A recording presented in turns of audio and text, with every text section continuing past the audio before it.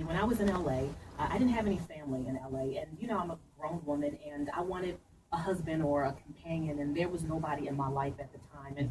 And my thing to God was, God, Lord, I'm serving you, and there's nobody, the Christian men looking at me. And so there was a young man that I entertained. I didn't really like him, and I didn't love him, but I was lonely. And sometimes loneliness can make you do some desperate things. So to cut to the let's chase. stop there. Let's talk more about that. That's interesting. Yeah, yeah. Loneliness can make you step outside of some of the things you said you wouldn't normally do. So you entertained him. I entertained him.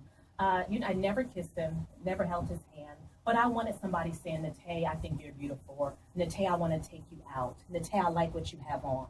And so he was the one that was knocking on my door, and I entertained him, meaning I went to dinner with him once or twice, or I let him come to my home.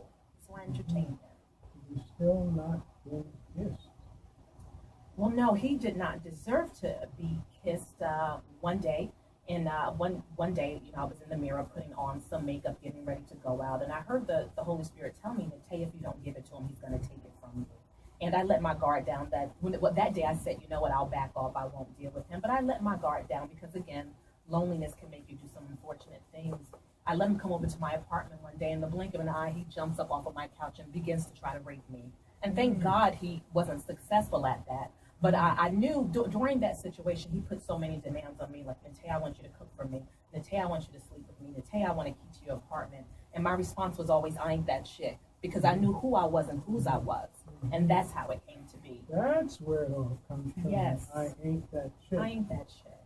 So it's about self-respect, self-awareness for girls and women. And women, yes, because as women, sometimes we find ourselves in situations where we're settling for less than what we deserve, just like I found myself. But I just want women and young girls to think about that. And if you find yourself in a situation that doesn't fit, I want you to say, I ain't that chick. So what I've been doing is I've been interviewing women about their stories of empowerment. So I have an online show that airs every Monday, and I speak to women about their stories of empowerment, because women see women and they hear their stories and they say, you know what, if they change their lives, then I can change mine too. And I'm encouraged. I'm excited about all the things you're doing, Rae-Shan, Nate, Barclift, and we'll hope to have you come back and continue to tell us about the progress of I ain't that chick. Thank you so much for having us. I appreciate it. And thank you for letting us come and talk to you about Black Girl Month. Thank you. Thank you.